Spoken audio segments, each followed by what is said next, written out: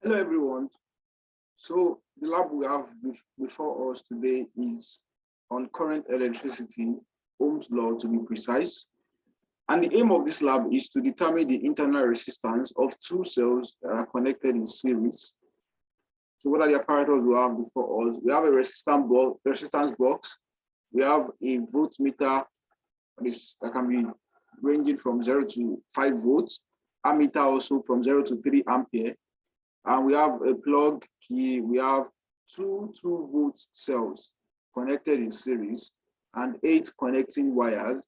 Now, before I proceed, this is a virtual lab. And since it is a virtual lab, all instruments that we want to be using, we'll get it in a virtual simulation. So I'll show us what we'll be using as our resistance box. What is the function of the resistance box? The resistance box actually helps us to vary resistance as we want.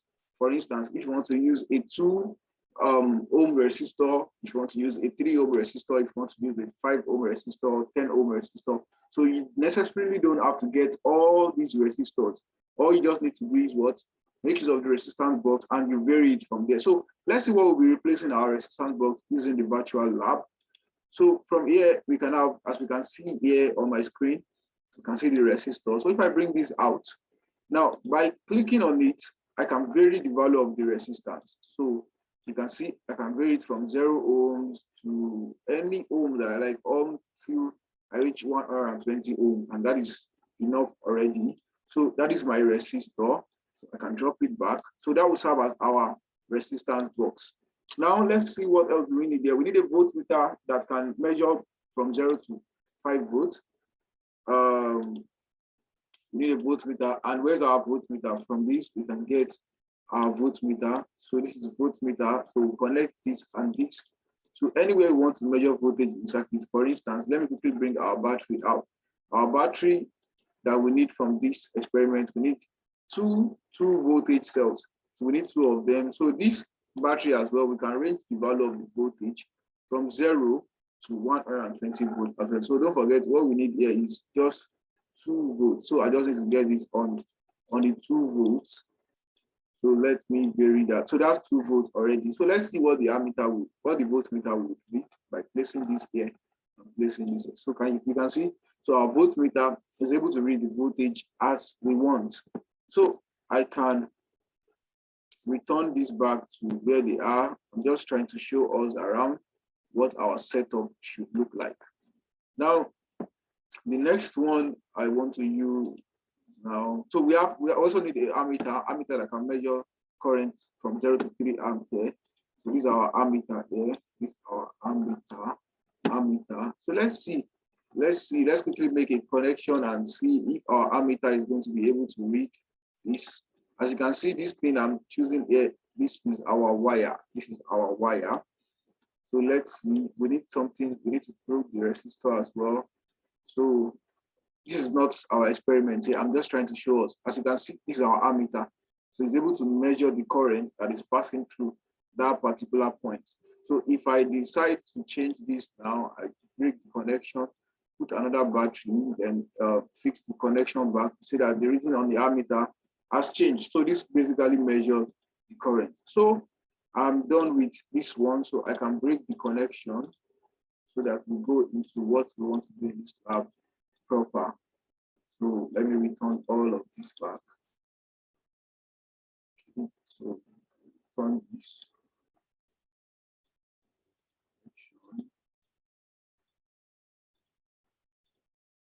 So returning the resistor back, turn the wires to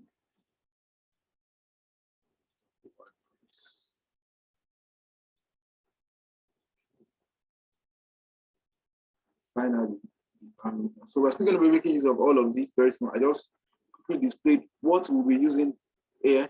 So we have all of this and we have our plug key. We'll see that as we continue this experiment. So this battery will be connected in series and 8 connecting wires. So we see our connecting wire as we're using it in this virtual lab. So let's quickly go through the objectives of this lab. By the end of the lesson, students should be able to identify all the component parts of electric circuit. Now they must be able to set up a simple electric circuit, which we'll be looking at in this lab.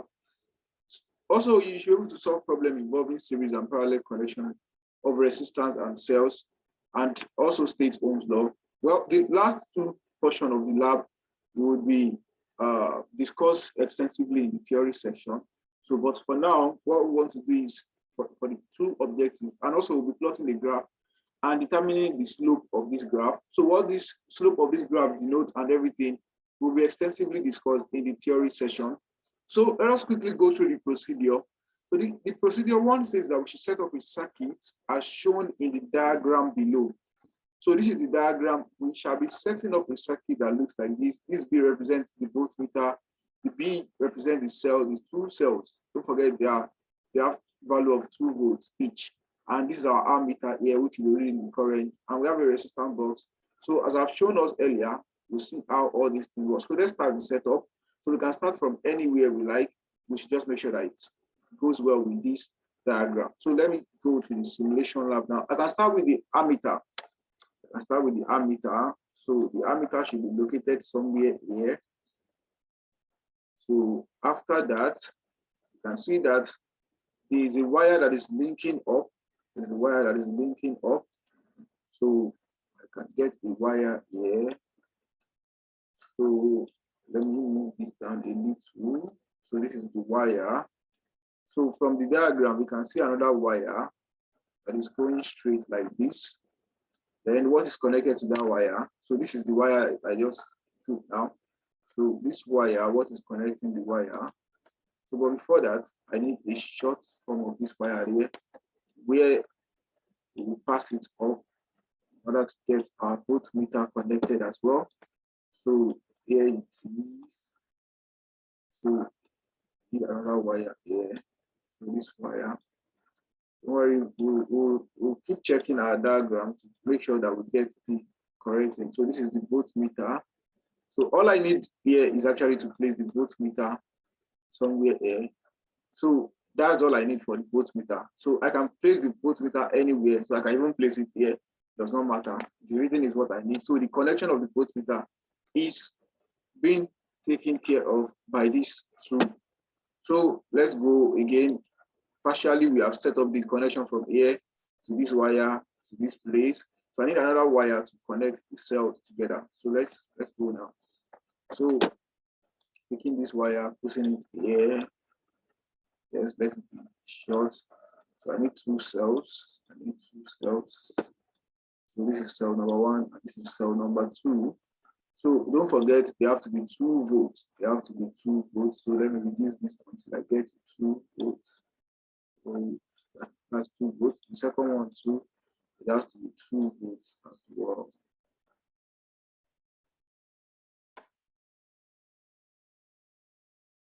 Okay, keep adjusting that. I will get 2 volts. So I can vary it from here. Okay, finally 2 volts. So the 2 volt battery here and the 2 volt battery here. So we are getting our setup ready. Now, so the next thing is that we need a wire that will connect this, and they will meet at this junction before we now connect another wire that will connect the switch. So let's go. So there's another wire here. So this wire extends, and then extend this, and these two closed up at this junction. Yes, so here we need a very small wire. After that, we'll place the switch. The switch follows. So this is the switch. Then the next thing is another wire until we get to the resistance box. So let's put another wire here. Another one that goes down down like this. Then another wire here. Then the resistance box. You remember what I said we using for the resistance box. So let's not. So we need a wire that will go like this. And finally, we need to complete the setup in this manner. So as we can see now, this will actually look like the diagram that we have given earlier. Trying to raise this up a little so that, yes, I think this is perfect now. So let me place this that will take the voltmeter reading. So as we can see, without So let's see if the setup is really like what we need. Let's see. I think yes, the setup looks exactly like what we are given. If you look at this diagram and if you look at this setup, you see that they are exactly the same thing. So as we can see, the voltage reading is 4 volts. It's 4 volts. So let's go through the procedure. Process set up a circuit shown in the diagram below. Number one is with R equals to 0. That means that from the resistance box, let's set our resistance to be 0. So I move this to 0 now. So let's see what happened. What do we need to record? Let us record. We need to record the as the key is closed, we need to record the ammeter reading, I0, and the voltmeter reading while the key is open. So while the key is open, let me quickly record the V0. And then from what we can see, that's 4 volts, 4 volts. So my V0 is 4 volts. That's 4.00 volts. 4.00 volts. Then I need to record I0 as well. I need to record I0 as well. So what would that be? Okay. So I need to record I0 as well. What would that be? Let's see. So that means that I will have to close the key. Okay. Here we can see a reading of 1.00 ampere. 1.00 ampere. So I need to record that. So my I0 is 1.00 ampere. So let's continue with the experiment. Now, one thing I want to say is that we would need to record V0 for every stage of this connection that we want to do, because from the procedure it says that record this I0 is when the key is closed and R is 0, and the voltmeter reading is V0 while the key is opened. So that means that these values are maintained throughout. So this will be 1.00 as well. This will also be 1.00, another 1.00, another 1.00. So the I0 is constant throughout, and the V0 is also constant throughout. This is 4.00. This is 4.00. 4.00. So now that we get this part fixed in our table, so let's record the I and the V respectively. Let's record the I and the V respectively. So the first case will be choosing 1 ohm as the resistance. So let's make this resistance. Let's change it to 1 ohm. Let's see what that will be. So when it is 1 ohm. So when it is 1 ohm, we can see our voltage is now 0.8 volts, and the current reads 0.8 ampere. 0.8 volts, 0.8 ampere, 0.800. And this is 0.800. So let us keep it in 2 decimal places, 0.80. So when the resistance is 2 ohms now, so I need to adjust that and change the resistance to 2 ohms. 2 ohms. Okay, that was so 2 ohms now. We have the current as 0.67 ampere and the voltage is 1.33. So we have 0.67, 0.67 and 1.33 volts. Okay, so to the next stage now, where we have 3 ohm resistor. So the resistance of the resistor is 3 ohms now. So let us increase this to 3 ohms. Okay, so we have current at 0.57 and we have voltage as 1.71, 0.57, 0.57, and let us check that for voltage again. That's 1.71 volts. 1.71 volts. Okay, for the next one now, when the resistance is 4 ohms, 4 ohms. We need to adjust this and take it to 4 ohms. Okay, that's 3. That's 5. Okay, for 4 ohms now, we can see that this is measuring 0.50 ampere and 2 volts. 0.50 ampere and 2 volts. So we have 0.50 ampere, then 2.00 volts. So lastly, let us see when the resistance is 5 ohms. When the resistance is 5 ohms, we then okay, so that's a 0.44 ampere and 2.22 voltage. 0.44 ampere and 2.22 volts. So now that our table is okay, let me do this recording here. Our I naught as we got it was 1.00, and our V naught as we got it was 4.00. So there was detail this here.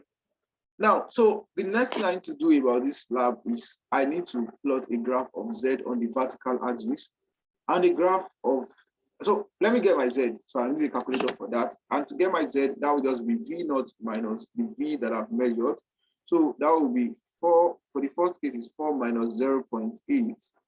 4 minus 0.8, that's 3.20.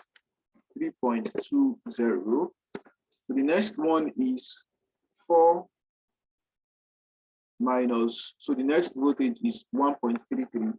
4 minus 1.33, so that's 2.67. 2.67. So the next voltage is 1.71. 1.71. So 4 minus 1.71, that's a 2.29. 2.29. And the next one is 2.0. So that we know that one will give us a 2.00 volts. And finally, we subtract 2.22 from 4. And that is 1.78. 1.78. So now that we have got everything on our table, so we need to plot Z on the vertical axis and I on the horizontal axis. So this lab, I'll be using Excel to plot the graph because it is a virtual lab, so I don't have the physical lab here. I have a physical graph book here, so I'll be using this Excel to plot the graph. So we can see here we already have like the title of the graph is Z versus I, and we have Z which is measured in volts and I which is measured in ampere as on the horizontal axis as instructed from here. You know, we have here to be plot the graph of Z on the vertical axis and I on the horizontal axis. So all I need to just do is what, fix my values here. My horizontal values will be here, and my vertical values will be here, which is for Z. So without wasting time, let's see. So let's copy our I value. So the I value is from this place. So copying this to Excel, paste it here. So I have that. As you can see, this affects everything that is written here. You can see that for 1 unit, we have 5 centimeters for 1 unit. We have 5 centimeters for 1 unit. So from here to here is 5 centimeters. So it goes on and on like that, 0.1, 0.2, 0.3, 0.4, up to 0.9, which will cover everything that we have on this horizontal axis. So let us copy the value for Y as well, which is the value of Z. So let me copy that. So let's see. So I'll come here and I will paste that. So after pasting that, I see that the value here also adjusted so that it will cover up from 1.78 to 3.2. So we can see that when X, that is when the value of the I is 0.44 and we have 1.78 as the voltage value. So 0.44 should be somewhere around here, and this 1.78 should be somewhere around here. As you can, if you observe this, 5 centimeters actually represents half units on the Y axis. That is when you have, so until you move 10 centimeters, that is from this place to this place. I'm talking about if you're using a physical graph book. So a 10 centimeter will represent 1 unit, but here 10 centimeter represents 2 units. So that's the scale that you will choose if you're using a physical graph book. So these are all the points that I've gotten. So the next thing I need to do now is I need to draw a line that is almost going to join all these together. And again, we want this to start at 0. We want the initial portion to be at 0. So Excel can help us do all of these things. But when you're plotting your graph, you should pay attention to all these things. So I shall be adding a trade line, which is just like drawing a straight line for you. So that's a line. And to make it start from the origin, I will do this. That is the origin 0, 0. So now, if I want to get the slope of this, we would need to choose 2 points on this graph, maybe here and here. You trace it down from your physical graph book, you take a reading. You trace this one also that you take a reading. This will be your I2 and this will be your I1, whatever you get to. So the same point again, when you trace it here, that will be your Z2. And from this point where you got your I1, you trace it here, you got your, that's where you used to get your Z1. Then the slope of this graph will be determined by using Z2 minus Z1 over I2 minus I1. But with Excel, it is very, very easy. All I just need to do is display the equation on this.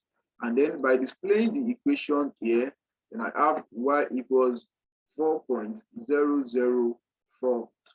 So, and this 4.0042 is the slope of the graph that I need. So with this, we have plotted the graph and we have determined the slope of the graph. So, and that is it. That is exactly what this experiment needs us to do. So, and with this, we have come to the end of the lab. For further discussion, we'll be discussing it in the theory session.